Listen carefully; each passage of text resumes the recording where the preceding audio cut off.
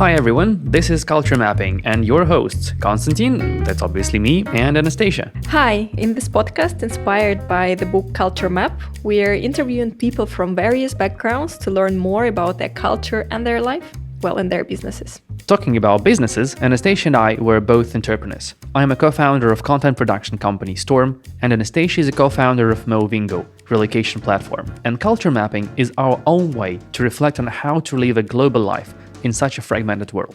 Today we're talking with Felix Erdmann, an entrepreneur from Germany who started working in event production and spatial experiences when he was 12, and didn't lose his passion since.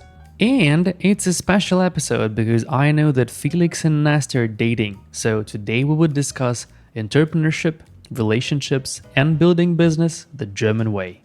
Last year I've attended a birthday party in Germany, and I've noticed that many people were bringing similarly looking gifts wrapped in a lot of plastic. When I came closer, I've realized that the plastic covers different items made of banknotes, like little chairs on the sand, stars, and many other things. The Germans then explained to me that they just think it's a nicer way to gift money than just putting them in an envelope. Well, there is another idea of how to give a good present and then double the good.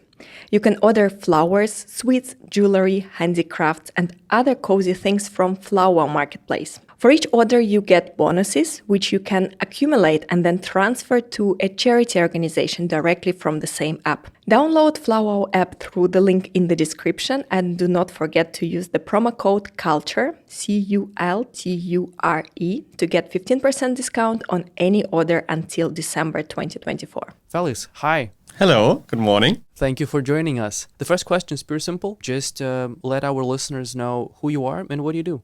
Yeah, so I'm Felix. I live in Dubai for 6 years, and I would say I'm an entrepreneur. I have been doing different businesses for quite a while, and that's what I do. And what is your business now, or like there are different kind of? So the main business I'm looking after is in the field of multimedia technology and spatial experiences. So obviously we are responsible for audiovisual and lighting installations in museums, in experience centers, in conference centers, and we also look after event production. So we work on a lot of major corporate events as well as governmental conferences. So you cover both the content part and the equipment part?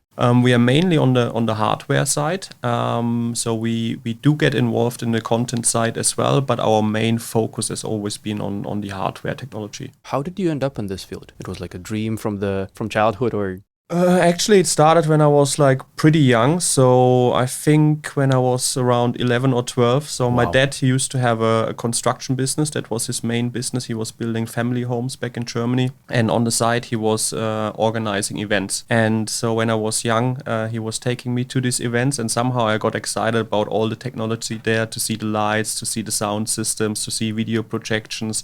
And this is how I really got interested into the AV business, and since then I don't know, I'm in this industry, and I've never done something differently, and it was always kind of my passion to create, to make my hobby basically my work life. Why do you think you are not getting bored during all these years? I guess if you work in a field that is kind of your personal passion, it's very hard to get bored, and obviously we always try something new. We always explore new markets. We work together with various different clients. We work on very different projects. So it's very hard to get bored actually, because every day there's a new challenge. Why did you decide to start your own business and not work for a corporation? Or I mean, for me personally, I think I've never been a real employee the whole my life, and for me it is very hard to follow instructions. I couldn't be told by anyone what to do or in which direction to go. So I'm really striving for freedom, and I think you can only achieve freedom if you're actually running your own thing. But do you think that freedom is working long hours and being exhausted and stuff, which is required when you do your own business? I would say yes and no. Obviously, you are never fully free, right? Because as you say, yes, there is work that needs to be done, and there's obviously a lot of expectations from clients and from your team members. So that require you to work. You cannot just say, okay, I'm now 2 weeks at the beach and I don't do anything. Then the business would not run. But definitely, you're more free than, let's say, coming to work 9 to 5 and just following what your superiors are telling you. At least I'm able to shape my own life and to shape the business that I'm working in. And what else do you like about being an entrepreneur? I think for me the real thing is to be really free and to decide for myself what I want to do, what I don't want to do, which opportunities I want to pursue, which opportunities I don't want to pursue. And I think the good thing for me is there is nobody to blame, because as an entrepreneur, you have all the things in your own hand, and there's just nobody you can say, look, this didn't go right because he didn't let me to, he didn't allow me, or my manager didn't want me to grow or didn't want to promote me, or I couldn't get a pay rise. No, I have nobody to blame, and I think that is very good because that teaches you, okay, everything is in your own hand. Being an entrepreneur, how did you learn that? From your father, or like by practice, or it's like a very German thing to think like an entrepreneur? I wouldn't say it's a very German thing. I think the entrepreneurial spirit in Germany is going quite down these days, which is very concerning and upsetting for me personally. For me, I think I really got this in my veins from my dad, because when I was younger, he always took me to meetings as well. So even when I was like 8-9 years old, I would go to client presentations. When he was presenting projects to them, he would let me present like certain things already when I was like 10-11 to show some 3D models of the family homes that he would be building. So it was very natural for me to be in a business environment, and I think from a very early childhood I learned how to behave in a business environment, how to deal with people, and just how to be home in this kind of way of working. I know it's very hard to think for your dad, but what do you think, he was taking you to these meetings because he wanted you to learn, or just because there was nowhere else he could leave you? It was a sales strategy. Probably a bit of both, but I think he also definitely took me with a clear intention that he wanted me to see how things are going. And I think when I was a child, I was never being really treated as a child. My parents did not, let's say, protect me from the world and let me be this typical child that only plays and so on. So I was always very much at home in an adult world. I was taken by my parents to their friends and to their meetings. I also was visiting my mom at her work and so on. So I was always part of this adult circle of people. And I think that helped me to grow up very fast. You think that in Germany, the entrepreneurial spirit is a bit on the downside? Why do you think is that?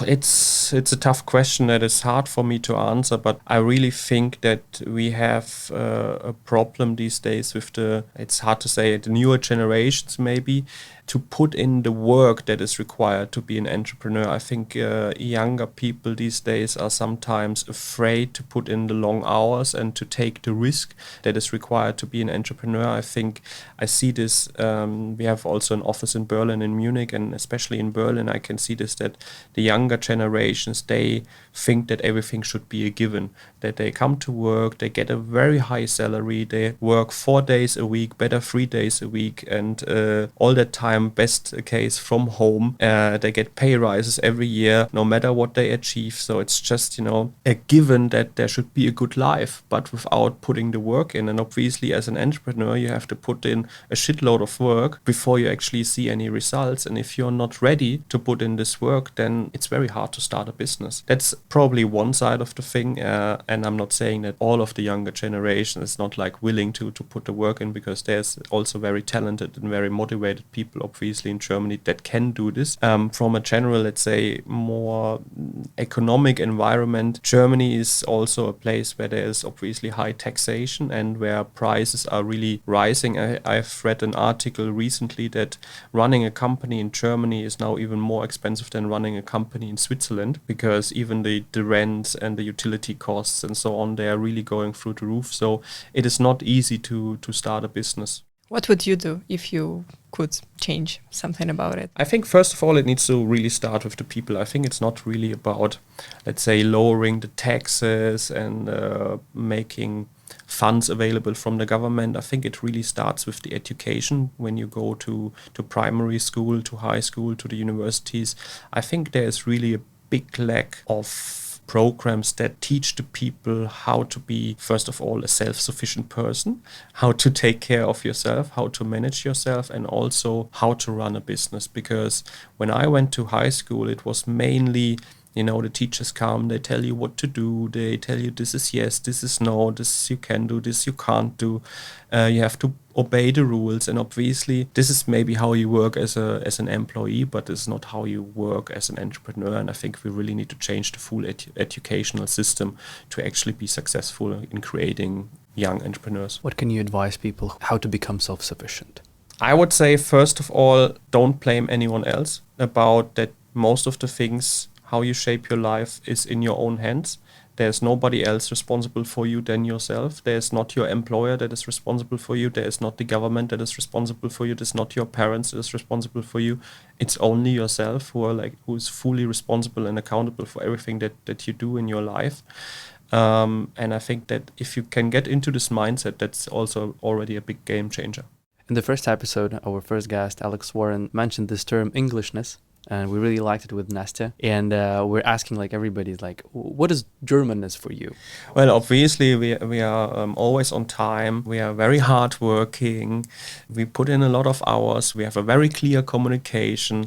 We are a very strong nation. Unfortunately, these are all attributes about Germany of the past. So for me to say what is the national identity these days of Germany is a question I can't really answer, because I think we are losing the good attributes that we had in the past. When was the first time you left Germany, for work? So when I was 18, I directly moved to Liverpool to study lighting design there. So this was my first kind of time I left Germany more on a permanent basis. And after that, I was always, let's say, traveling the world and doing project by project internationally. And in Liverpool, you got higher education, right? Yeah, so I studied lighting design. It was a bachelor degree program, but I quit after about 1.5 years because I was just absolutely bored, and also I didn't really like to live in Liverpool. It was a very depressive city, I would say, at that time. So we're here with a dropout successful story. Yeah, if you want to say so, yes. The dropout part, definitely successful, we have to see. There's no final judgment yet.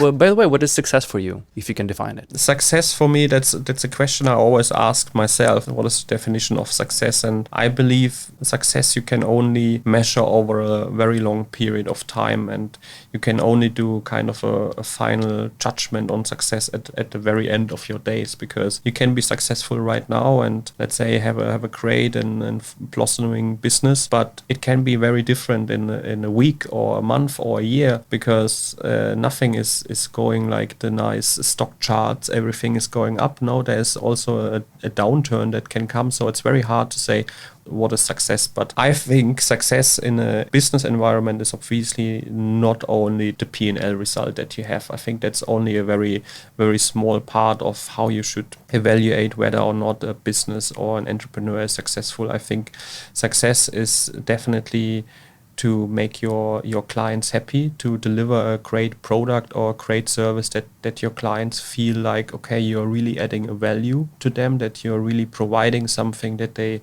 can't get anywhere else, and that they really enjoy working together with you. And for the team that you have, I think it's the same thing. They really need to enjoy being part of that company, being part of a company culture where they really like to come to work, and where there is no separation between work life and life. There's no thoughts about work-life balance, where it's in the end one life, because we are all here, and in the end what matters is the interpersonal relationships we all have, regardless if I'm talking to a client, if I'm talking to a team member, or if I'm talking to a supplier. In the end, it's about how we feel, and I think as a business and as an entrepreneur, you need to make people feel good. This is in business, and what is success in life in general? I mean, for me personally, success in life, I would say, is also freedom. That's what I kind of strive for, that I don't want to be restricted in where I live, in what I do, in something that is pulling me. somewhere. So I really like to have this freedom, and obviously also in the private life, relationships is what matters, that you are surrounded by people that you can trust, that you love, that you enjoy to be with. And that in the end, it's about happiness. Yeah, that life needs to make you happy, because if you're there every day in your 80, 90 years life and you're not happy, I think then you cannot say that life is a success. In the end, happiness is the most important. How do you think that traveling and being outside of Germany has changed you? Well, it definitely opened me for, let's say, being more receptive to many more cultures, to see how different cultures work, to learn different ways of working. It just makes you much more open-minded, and I think you can learn so much by seeing different ways of cultures, different ways of working, different ways of how people interact with each other. So it just makes you a more rounded person, and obviously you gain a lot of knowledge by traveling. And you've mentioned all these different cultures and how they intervene in business and so on.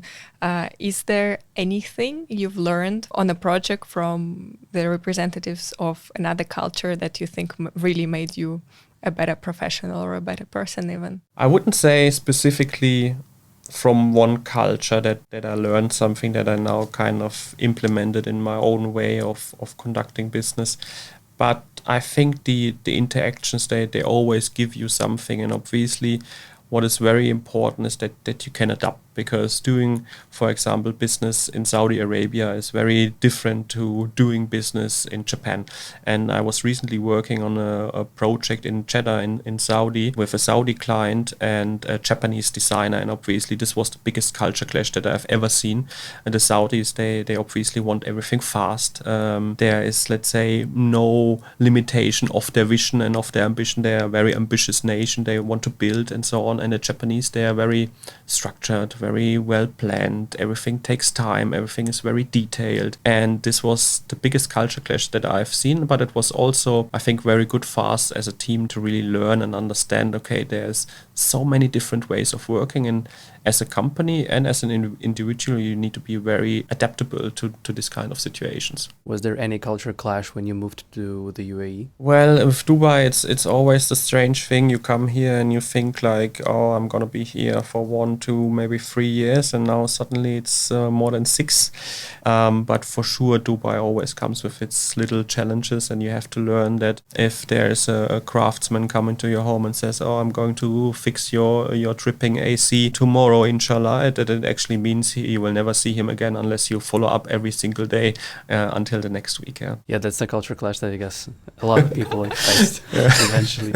Well, you said you've moved to Dubai 6 years ago. Well, what was happening before? Because like between Liverpool and UAE, there was quite a time gap. That's true, yes. And so, yes, I studied for 1.5 years, obviously in Liverpool. At the same time, I started my first business in Shenzhen in China. So at that time, I had a very little company and we were trading LED screens from Shenzhen, especially to Southeast Asia and a little bit to Europe as well. It was around 2011, 2012. So in the, let's say, days when the LED screen business was really a growing business and was very easy to find your feet in this business. So that's what I did for about 1.5 years. I lived for probably 1 year in Shenzhen to do this business. But at some point I found that dealing with Chinese on a long term is very exhausting. It's just the way that they try to screw you over. I mean, I don't want to generalize, but I came across certain Chinese that try always to reduce their cost in production. So you agree on a specification, for example, for an LED screen. You say, this is the product, this is what I want to have, this is the specs, this is the level of quality that we need for our clients, this is how we do it. And then you sign a contract, you pay the advance payment, everything is in production, and you find out that the product that is produced actually has lower specs, and people are trying to hide it. So they obviously try to increase their profits by reducing components with lower quality components and so on. Then you try to rectify it. And it's a thing, if you are not like checking everything very diligently throughout every step, you might be screwed over. And that's very exhausting, because I like to do business on a trust basis. And if you can't have this very deep trust, then it's very very hard, I would say. I would say that you really have to check everything in every term. If you work with new supplier or whatever, you still need to check, even if like in China or whatever. Yes, I mean, for sure, you always need to check. You always need to do kind of factory acceptance tests, but there are different levels. Yes, Yeah, I can imagine. If some people on intentionally trying to replace components and trying to hide it, or if something went wrong in the production and you just need to rectify it. What did you learn from this first business? Financially, it wasn't the most successful business, I would say. It went all okay, but it was nothing to get rich. So I think what it taught me on the financial side is that you need to be more conservative. That is always good if you run a business, that you are trying to be conservative in your finance, that you try to hopefully build a lot of, let's say, reserves to go through the ups and downs of every business. And working together with Chinese, I think I learned a lot of the mentality, because still now we procure a lot of goods from China. We still buy a lot of LED screens from China, from Shenzhen. So I built a big network there, and I think now I know much better how to deal with the companies there and the people. But do you think this little things with the specs they were doing, was it because you were a foreigner? Maybe, yes. Maybe they were trying it on because I'm a foreigner. Maybe they also thought, I was a young guy, he's not so experienced, he might not notice. Could be. And what happened next? Was your next business or? And then I moved back to Germany for a while, and I was working in Germany in the same field as a project manager, as a technical manager, as a lighting operator on a freelance base. So I engaged with a lot of different event technology firms in Germany, and I did projects with them on a project by project basis. And then at some point I said, okay, actually I don't want to be freelancing anymore, because it's kind of hard to every month going somewhere else, finding new clients, finding new work. It was all going well and I could make a good living, but I'd like to have a home base. And then I came to Neumann Müller, which was one of the largest event technology firms in Germany. I had one interview with them, and then they said, okay, come and move to Munich and become a project manager here. So yeah, that's what I did. And how did you grow to the stage where you actually owned your own business in this field? I think this was quite a journey over obviously multiple years. Very fast in Neumann Müller, I was doing projects that nobody else really wanted to do, the larger projects and the international projects. And I met Jens, who is my business partner in Bewunder now. We were working both in Munich together at that time, and we started to do projects together, and we started to do larger scale projects, we started to do international projects, and as the projects grew, we took on more responsibility. And I think after the expo in Astana, Jens and myself, we became responsible for the Middle Eastern subsidiary of Neumann Müller. So they had a very small business here at that time. He and I, we became the general managers, and besides this, there was also another subsidiary of Neumann Müller incorporated back in Germany for the permanent install side, so for installations in museums and experience centers, and we also became the general managers of that. So this is when we moved directly into the management of subsidiaries. And then in the back end of 2022, we said, well, why don't we do a management buyout? So that helped you to basically buy out the subsidiaries, and now you own them. Exactly. So obviously this is not a very easy process, and obviously it needs to be supported by both sides, yes, by the exiting shareholders and by the new shareholders, and you need to go through quite a process, and we found a very good way that was very amicable for both sides, where in the end I think both the old shareholders and new shareholders are happy about the agreement. And I think what we were looking at is trying to make it successful for Neumann Müller, the remaining companies, with their focus on Europe and on events, and to make it successful for the subsidiaries that Jens and I were responsible for, the Middle East, the international business, international permanent install business, because that are very separate business lines. And actually to do this spin-off of the two parts of the business, we believe this is the right thing for the businesses to do, so they can both in the end flourish and be successful. Was it hard to negotiate with the old shareholders? Yeah, absolutely, yes. What do you think helped you? I would say what helped me is that we knew what we wanted and that we knew also what is reasonable and what not. Because if you enter any kind of negotiation, for sure you need to know what you want, and you need to understand, okay, what are reasonable terms. And if you have a strong feeling about what you believe is right and wrong, then you can negotiate it in the right way. And the different Arabic nations are very famous for their negotiation skills.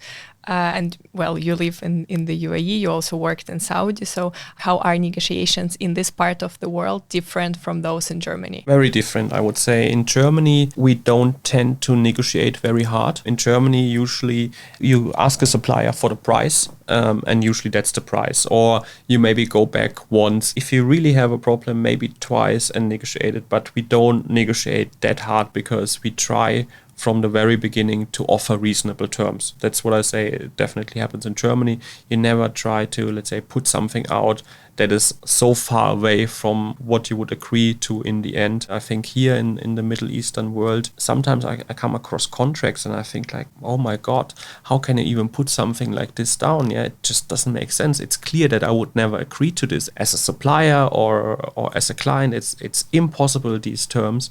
But I learned that, first of all, here the method is to try the hardest, to try at the very far end with the most stringent terms, and then to see, okay, how can we get closer step by step. And do you believe that you've become a better negotiator by working here? Yeah, I would say so, definitely. I mean, for me personally, negotiation is something I really enjoy. I don't have a problem negotiating, so for me it's just part of the game, I would say. And this is, I think, really how you need to look at it, because in the end it's nothing to be emotional about or to come into bad moods or something like this. It's just part of business, part of the game, part of the daily life. You need to negotiate, and everyone is trying to get the best for themselves, and that's absolutely fair. What would your advice be for people who would like to start their business like in the Middle East? What should they know about the region according to your experience? Well, I think to know about a region is payments always come late. Don't rely on promises. Get everything in writing. Make proper contracts. Don't trust anyone. Be careful, but still be opportunistic, because I think especially here in the UAE, but also if you look across the borders to Saudi Arabia, there are so many great opportunities. And if you really have a good idea and a good feel for what is needed, there is big potential to make a successful business. You said don't trust anyone, but a couple of sentences before you were saying that you're building business based on trust. Yes, okay, that might sound a bit contradictory. What I meant by don't trust anyone is don't trust them without, let's say, doing your diligence and without building a relationship first, because it takes time to understand if you can trust someone or if you can't trust someone. Don't take it lightly to give someone your trust if you don't really know them. There is a German proverb for this, right? Yes. Vertrauen ist gut, Kontrolle ist besser. Trust is good, control is better. Oh, I can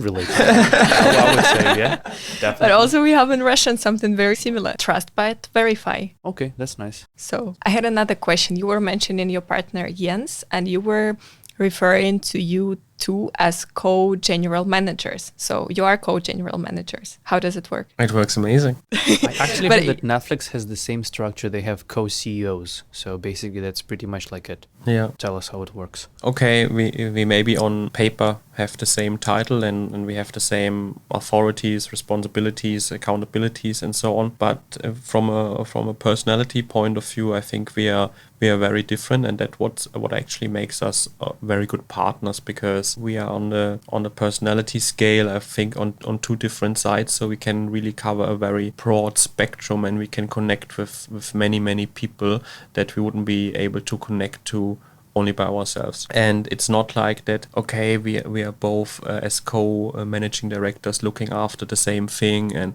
like banging our heads and say, this, no, I want it like this, and oh, I want it like that. This is not how we work, obviously. We manage the business together, but we look after certain different aspects. But also, I think what we noticed quite a while back is that we are very much aligned in terms of our values, in terms of our ambition, in terms of our vision. So without even speaking to each other, we have this common understanding of what we want and where we want to go and what we believe is right and what is wrong. And I think that makes it all possible. Sounds like a perfect marriage to me. How did you find each other, guys? Coincidence. Do you have any recommendations how to find a good business partner? I think a good business partner is someone that is complementary to you. Like if I would go out and start a new business and try to find a business partner, I would again look for someone who's very different to me, because I know that I'm strong in certain parts, but also that I have weaknesses in other parts. And I think if you're founders, it's good if there's a certain balance. So try to make sure you can really cover a broad spectrum of aspects with the founding partners. So now I want to address the elephant in the room. So you're guys dating. Oh, okay. So now the most interesting part. Do you have any questions about the business? Oh, no, not anymore. Okay, that's good. So guys, you're dating. How did you meet? Oh, please, you tell the story. We met on a common project in Astana, in Kazakhstan for the expo in 2017, yes. Have you ever experienced a two-national relationship? Have you ever experienced it before?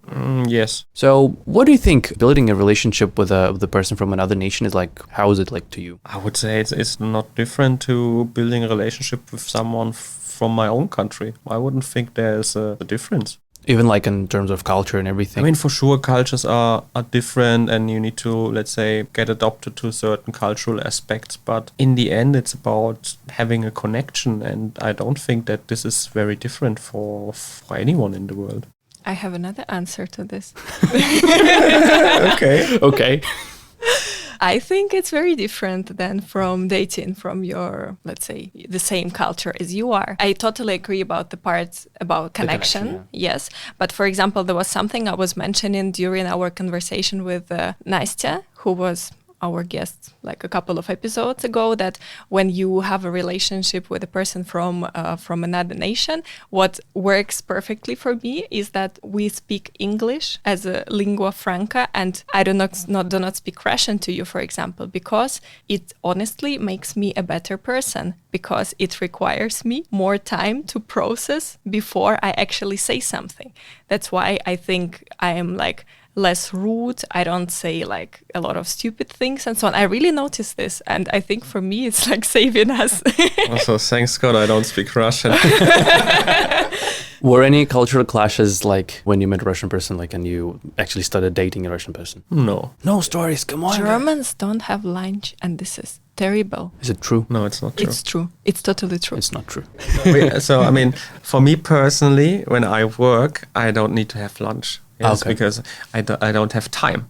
It's a pure efficiency. So, and also if you go sightseeing somewhere, it's efficiency. You want to use the day, you need to get things done, there's a proper agenda. So why should you have lunch? And for me, lunch is so important. If I don't have lunch, I am like a dragon. I'm a very angry person. I don't want to go sightseeing because I don't want to see anything if I'm hungry. I can imagine to that, but I mean, you're not going to sightseeing when you're working. So.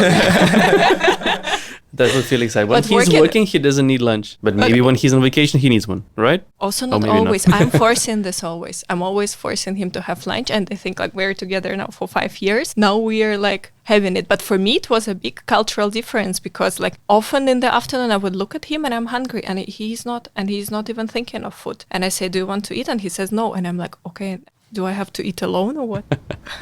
Apart from cultural clashes, you're both entrepreneurs, and it's actually quite interesting. How do you build relation when you're both entrepreneurs? So focused on the business, always walking. It's a hard thing. What are the advice for people who are like both entrepreneurs and building a relationship? I think it's very clear. You need to set a proper work-life balance. Business ends at 6 p.m. in the evening, and then it's purely focused on a private life. Is it possible? Absolutely not. That's bullshit. I mean, for me, in the end, as I said, for me, it's one life. Yes, it's not like one part of the life is the business, the other part of the life is the private life. I think everything is very much blended together, and it's one life, and you need to make it happy. For sure, you cannot, or I cannot work all the time, and I'm trying to get better at this and trying to have, let's say, also more downtime. But I wouldn't say it is very different now than it would be if we would be employed. Yeah, but also I think it's very important that you support each other, because like I started trying myself in different things when we were already together, and Felix was always very supportive, and I think that's very important. Also, like for me, sometimes I want to complain, like, okay, why don't you come home early, because I'm upset, obviously, but as much as possible I try to be supportive, because I understand that it matters for him, and I see the same attitude back, which I appreciate very much. That's nice to hear. Our listeners are very appreciative about that. Apart from relationship, I actually have two maybe questions more. Back in the beginning of the talk, when we were discussing success, you, Felix, mentioned that you can evaluate success, like, in the future, by the end. Let's call it that way. You seem to be a very structured person. Do you have your life, like structurally planned? Like, how do you see yourself, like in 20 years, 30 years, or not? Absolutely not. No, I don't like this long-term planning, because I don't believe it is helpful. And I don't believe that you can predict the future, because how can I know now what are the opportunities there in the next 5 years, even in the next year or end of this year? I have no idea. And in the end, you can plan so much, but your life depends very much on good luck as well. There are certain things that you can't influence. Yes, you can work hard, you can study hard, you can push for it, you can do your best to try and be successful and to try and pursue opportunities. But in the end, there's always a component, and I call it luck, that is not in your hand. So it's very hard to make a step plan for your life and say, okay, next 5 years there, 10 years there, and so on. I don't do this, and I don't have this. What I do have, obviously, is kind of a vision for myself, kind of a North Star that I look at and say, okay, this is where I want to be, this is how I see myself, but it's not a step plan. And I guess my question would be about luck. Are there any formula to attract luck, or to bring more luck in your life? Or is just let's call it not the black swan, but this is a thing that you cannot actually have effect on? Well, even though I don't have any empiric evidence on this, I'm a believer that luck can be not created, but it can be, how do we say, attracted. It can be attracted, yes, by really doing your best and by trying to do the right thing. Obviously, if I sit back every day at home on the sofa and I don't do anything and I just wait for good fortune to come, it's not going to work. If I go every day and I do my best, I work hard, I'm trying to be a good person, and I'm investing myself, I'm trying to push, and I'm trying to do better, I'm trying to learn, then I think it is much more likely that good fortune will come and that luck will come up on you. And I think that's really what is important, to give your best and do your best. How do you know that you've done your best? Is it just a feeling, or? I think it's a feeling. For me personally, it's very hard to say I've done my best, because I always think I can do better, or we can do better as the business. I think I'm sometimes very annoying for my team members, because nothing is good enough. And it's not because I think they are not doing a good job. I know they do an amazing, great job, and a lot of them are fully invested and really stand behind what we do. And then I come and say, okay, but actually we can improve this and this and this. So, but that's just my personality, that I always think things can be done better. There's always room for improvement. So for me to say, look, I actually did my best, I never say this, probably. I always would think about, okay, I could have done this and this and this better. Is it hard, to live with this thing? I live with the same thing. I cannot say that I've done something best, or I can do better. Is it hard for you to live like this? I wouldn't say it's hard for me to live like this, because in the end it really helps you to improve and to make things better. And I think it's a really good mindset to have, to grow and to build something.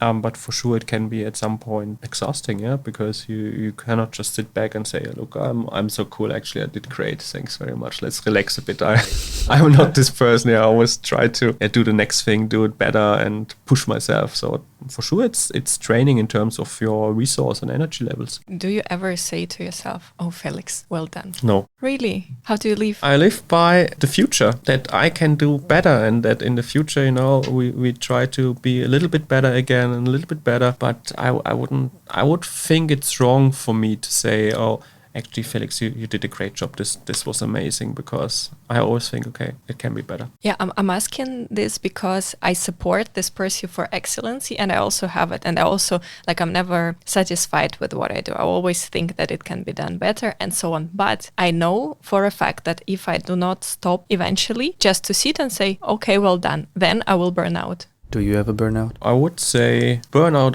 I don't really know what is this new word, burnout, and everyone is burned out and whatever. I don't know. It's a very, very strange phenomenon for me, but apparently it's there. No, but I can certainly feel when energy levels are low and there's a certain point when it just doesn't make sense anymore to work on something, because you notice, okay, I'm not productive anymore. So definitely my body also shows clear signs when I need to stop. Then most oftenly I do stop, and then luckily the recovery times are very fast for me. So at some point I'm like, okay, I can't do this anymore, and I'm also a bit frustrated. But usually after one day of a little bit of relaxation, I'm like, okay, I can't sit still anymore. I need to go. I need to do this. I have 100 things to do. I send everyone thousands of Teams messages. Need to do this. Write memos. Write tasks lists and so on. So luckily recovery time for me is very fast. But yes, I do get low in energy as well. But now it's very popular for every entrepreneur to have a blog where he or she would write, okay, this is my routine, I do this, and this helps me to be superhuman. Do you have a magic routine, or you also don't believe in this? Fuck these blogs. I mean, this is all marketing bullshit in my opinion, to show how great you are, and Selbstbeweihräucherung as we say in Germany. I'm not like this. In the end, I don't know if I have a routine. Yes, on some days I get up at 9 a.m. in the morning, on some days I get up at 7 a.m. It depends, but I'm not there was this time 2-3 years ago when all the great CEOs were saying oh, I get up every morning 4:30 a.m. and then I go to train, and then I do this, and then I read all the newspapers and magazines, and then I'm in the office by 7:30, and I have all the day meetings, and I work 18-hour shifts. That's bullshit. Nobody works like this in reality. At least I have never seen a real person working like this. I think you just need to listen to your own body and see what's right for yourself, because I don't think there's any general rules or life hacks or something like this. Find your own way, and don't try to enforce some routine on you that some blogger is just writing somewhere. I once read a very funny, I think it was tweet or something, saying okay, if I would be a billionaire, I would also tell everyone to get up at 4:30, because then they will be exhausted and they can't be my competitors or something like that. Oh, that's smart. That's nice. That's actually a good thing. We should try and promote this more. We have a last question, which we ask everyone. Is there any specific German character trait you Germans have and you wish everyone have as well, because it's just great? Yes, I mean, there's one thing that I like about Germans, and I think that still exists, that we can be clear in our communication, that we usually say what we think, that we don't, let's say, beat around the bushes, that we are, let's say, straight to the point, and I think that that's really helpful in having a good and a clear communication. That's great. Thank you so much. Thank you very much. Thank you. And a quick reminder, this season is sponsored by FlowerWow, a marketplace where you can find the right gift for your loved ones. Download the app through the link in the description. Use the promo code CULTURE, it's CULTURE, to get a 15% discount on anything you want. This discount works until December 2024. By supporting our sponsors, you support us. Thank you so much. We will hear each other quite soon.